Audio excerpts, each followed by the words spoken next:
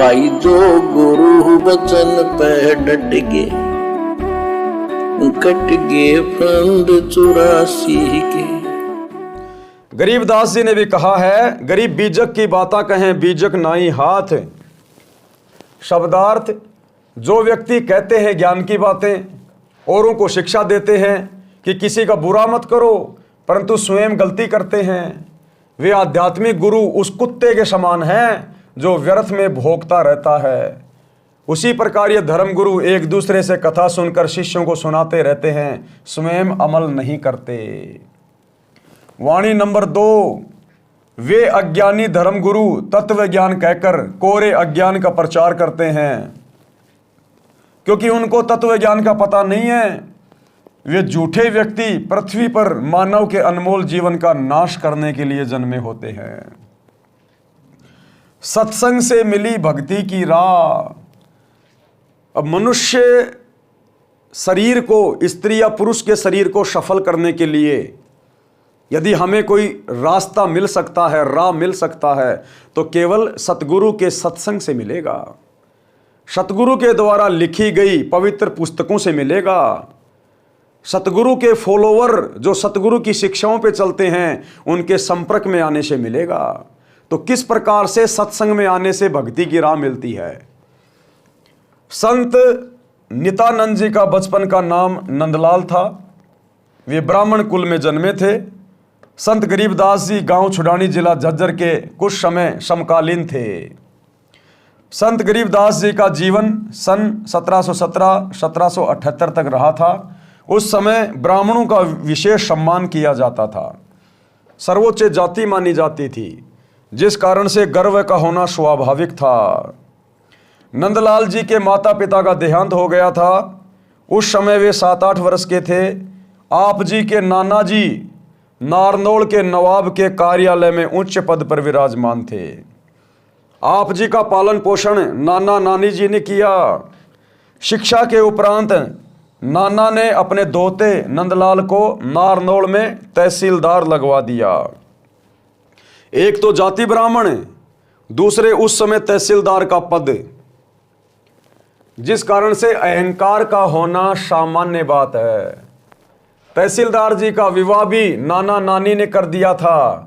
तहसीलदार जी के महल से थोड़ी दूर पर एक वैष्णव संत श्री गुमानी दास जी अपने किसी भगत के घर पर सत्संग कर रहे थे। वे श्री विष्णु जी के भगत थे। सभी संतजन अपने सत्संग में परमात्मा कबीर जी की अमृतवाणी का सहयोग अवश्य लेते हैं, क्योंकि कबीर परमेश्वर की वाणियों के बिना सत्संग अधूरे हैं। सत्संग में बताया गया कि मानव जीवन किस लिए प्राप्त होता है, परंतु सत्संग न सुनने के कारण सांसारिक उठापटक में अपना अनमोल मानव जीवन नष्ट कर जाता है। अज्ञान के कारण जीव धन पद तथा जाति का अभिमान करता है। भक्ति न करने वाला प्राणी अगले जन्म में गधे, कुत्ते, बैल आदि पशु पक्षियों के शरीर में कष्ट उठाता है। इसलिए अभिमान त्याग कर पूर्ण संत से, पूर्ण संत कौन? सतगुरु रामपाल जी परमेश्वर। एक समय में पृथ्वी पर एक ही पूर्ण संत होता है। इसलिए अभिमान त्याग कर पूर्ण संत से दीक्षा लेकर अपना कल्याण करवाना चाहिए, अन्यथा पर्वत से भारी कष्ट भोगना पड़ेगा।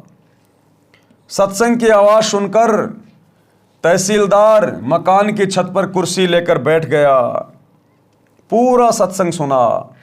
दीक्षा लेने की प्रबल प्रेरणा बन गई, परंतु जाति और पद का अहंकार परेशान कर रहा था कि मैं जाति से ब्राह्मण, पोस्ट मेरी तहसीलदार की, और यदि मैं नाम दीक्षा लेने जाऊंगा तो दुनिया क्या कहेगी।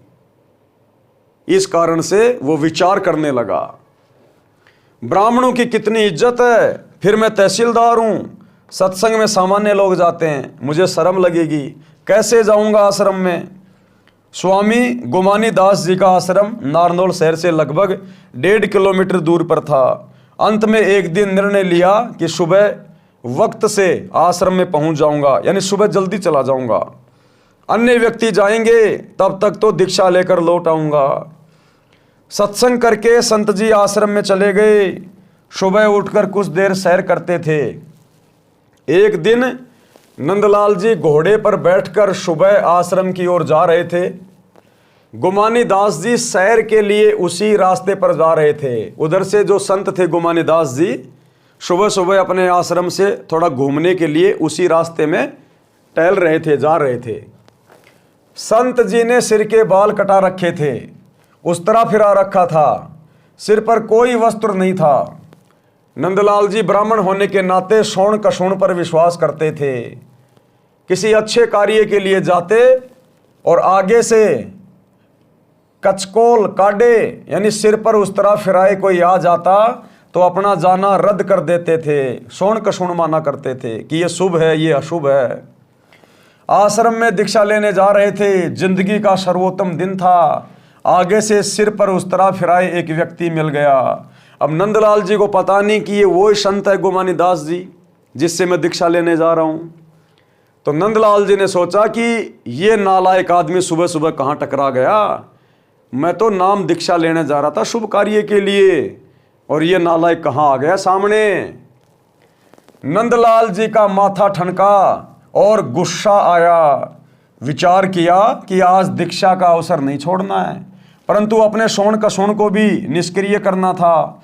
इसलिए अपने आप समाधान निकाल लिया कि इस मनहूस के सिर में टोला यानी हाथ की एक उंगली का उल्टा भाग यूं मारना, टोला मार देता हूं। हम बचपन में बहुत मारा करते थे। बचपन में जब माता पिता हमारे पूरे बाल उतरवा दिया करते थे, उस तरह फिरवा दिया करते थे, तो हम एक दूसरे के यूं मारा करते थे, उंगली की यूं। उसको कहते थे टोला मारना। उसमें आवाज आती थी अच्छी सी और उसको दर्द भी अच्छा होता था, तो हम फिर उसके यूं मारा करते थे टोला। तो नंदलाल जी ने सोचा मैं इसके सिर में एक जो है टोला मार देता हूं तो मेरा काम शुभ हो जाएगा, कशोण समाप्त हो जाएगा। इसी उद्देश्य से घोड़ा उस व्यक्ति संत गुमानी दास जी के पास जाकर रोका और कहा कि हे कमबख्त, तूने आज ही सिर मुंडवा कर मेरे सामने आना था। आज मैं अपनी जिंदगी के सबसे उत्तम कार्य के लिए आश्रम में जा रहा था। ये कहकर गुमानी दास जी के सिर पर टोले मारे और घोड़ा आश्रम की ओर चला दिया। अब देखो भाई और बहनों, परमात्मा हमें शिक्षा दे रहे हैं कि संत भक्तों का व्यवहार कैसा होना चाहिए। अब गुमानी दास जी की तो कोई गलती नहीं थी, लेकिन नंदलाल जी की सोच थी। उन्होंने मार दिया टोला और गाड़ियां भी निकाल दी, लेकिन संत गुमानी दास जी ने कुछ नहीं कहा, अपने दिल पे भी नहीं ली कि ना जाने ऐसे तो साधु संतों के भक्तों के साथ में कितने निकम्मी आत्माएं टकराती हैं, इनके कर्म इनके साथ में है। संत कभी किसी से झगड़ा नहीं करते, राग द्वेष नहीं करते, मनमुटाव नहीं करते, वाद विवाद नहीं करते, तभी संत परमात्मा को प्रिय होते हैं। संतों के साथ ऐसी घटनाएं आम होती हैं, वे अधिक ध्यान नहीं देते। विचार तो किया कि व्यक्ति सभ्य तथा कोई उच्च अधिकारी तथा उच्च कुल का लग रहा था, कार्य पालियों वाले कर गया, लेकिन काम कर गया पालियों वाले। नंदलाल आश्रम में गया, वहां संत के शिष्य मिले, राम राम हुई, आने का कारण बताया। घोड़ा पेड़ से बांध दिया और संत जी के आसन के पास बिछी बोरी पर बैठ गया।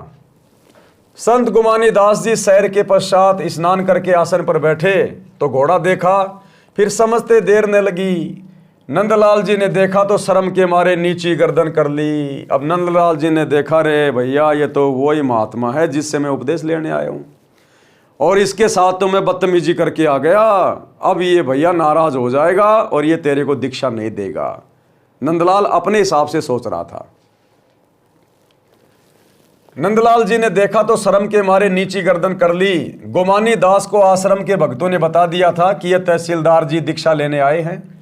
नंदलाल जी संत के चरणों में गिर गए और टोला मारने का कारण बताया।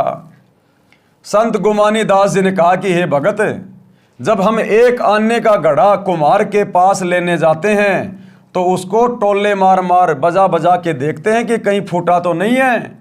आप जी तो जिंदगी का सौदा करने आए हो, आपने गुरुजी बजा कर देख लिया तो कोई पाप नहीं किया। यानी उसकी हिम्मत बढ़ाई कि भगत कहीं निराश ना हो जाए। और संत जी ने कहा कि भैया हम एक 10-20 रुपए का एक मटका लेने के लिए कुम्हार के घर जाते हैं, और हम उसको भी 3-4 बार यूं मार मार के टोला बजा बजा के देखते कहीं ये फूटा हुआ तो नहीं है। और आप तो नाम दीक्षा लेने आए थे, आपने अपने गुरुजी को बजा के देख लिया। अगर वो संत गोमानी दास जी उस समय नाराज हो जाते, गुस्से में हो जाते, लड़ाई झगड़ा करने लग जाते नंदलाल जी के साथ में कि तूने मेरा टोला क्यों मारा, क्या समझता अपने आप को, कोई बड़ा अधिकारी है तो मेरे ऊपर राजा है क्या, तेरे को शर्म नहीं आई, तो भाई वो नंदलाल जी उस गोमानी दास को फिर आश्रम में देखकर दीक्षा नहीं लेता कि ये काहे का संत है, काहे का भगत है। रात को तो सत्संग बड़ा प्यारा प्यारा सुना रहा था कि जो तो को काटा बोवे वाको बो तो फूल, तो ए फूल के फूल हैं वाको हैं त्रिशूल। और यहां मैंने जरा सी इसके साथ में बदतमीजी की तो ये आग बबूला हो गया। तो करनी तज कथनी कथे अज्ञानी दिन रात, कुत्ते ज्यों भौंकत फिरे सुनी सुनाई बात। तो नंदलाल जी कभी भी उससे दीक्षा नहीं लेते, लेकिन उस संत के व्यवहार ने नंदलाल जी को सोचने पे विवश कर दिया।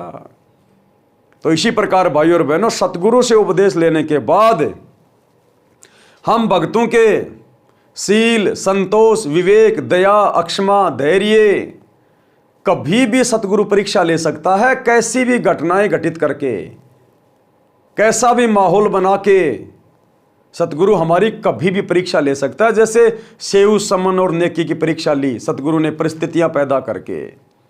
तो हमारी करनी और कथनी में अंतर नहीं होना चाहिए, परिस्थितियां चाहे हमारे सामने कैसी भी क्यों ना हो।